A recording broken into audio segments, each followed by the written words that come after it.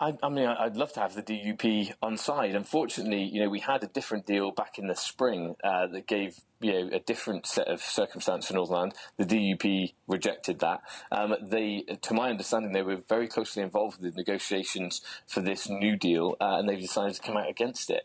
I find that very unfortunate. I went through the Northern Ireland Protocol. According to Article 5, Sections 1 and 2, there would be unfettered access between the mainland and Northern Ireland, and I think it's right for them to be asking questions, supporting or not supporting. What isn't coming from the DUP is an alternative solution to be able to sit and say how we can square the circle off against the Belfast Agreement versus the fact they have a land border, versus the fact they want to be exactly in line with the rest of the United Kingdom. The deal put forward did give them that assurance. It did keep them in that customs union recognised by both EU and United Kingdom governments. Well, their argument is twofold. Their argument is that actually there would be much more red tape, and in fact that's been confirmed by the Brexit Secretary, that there would be much more red tape in the movement of goods both ways between the mainland and Northern Ireland. But their other argument is that actually by staying as part of a deal that aligns them to Brussels, they're more likely to be pulled towards Brussels and Dublin than they are towards London. Do you recognise that? That was their argument of the Theresa May deal, because under that, that's the argument for this deal too. Stronger.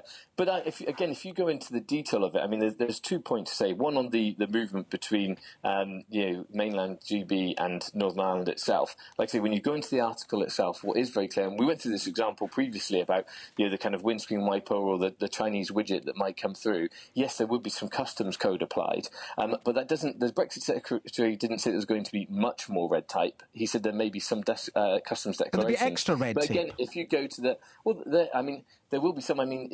We've recognised this all the way through, that there will be some additional red tape in whatever relationship we have with the European Union. And in order to make sure the one thing that was very clear through the last agreement is that we didn't want any borders on the island of Ireland. This deal does make sure that there isn't that border on the island of Ireland. But what it does do is then require some customs declarations. However, there is a mechanism for this. This isn't just a decision by the EU. There's a joint committee, which no one was mentioning yesterday, and I don't understand why. There's a joint committee chaired by the European Union and the United Kingdom that will sit there and decide about what needs customs or not. They don't have the full details on that, but then it's going to be ridiculous. They're not going to start putting restrictions on Tesco trucks that are going between the two spaces. What the Northern Ireland Protocol says is if it is a product that's destined for the going into the EU, or it's non-EU going into the EU, then yes, that would be an issue. But things that are transiting or things that are designed for the mainland, that shouldn't require any customs declarations. But it will be for the joint committee to decide. Look, Graham, Conservative MP for Ochil and South Perthshire, thank you very much.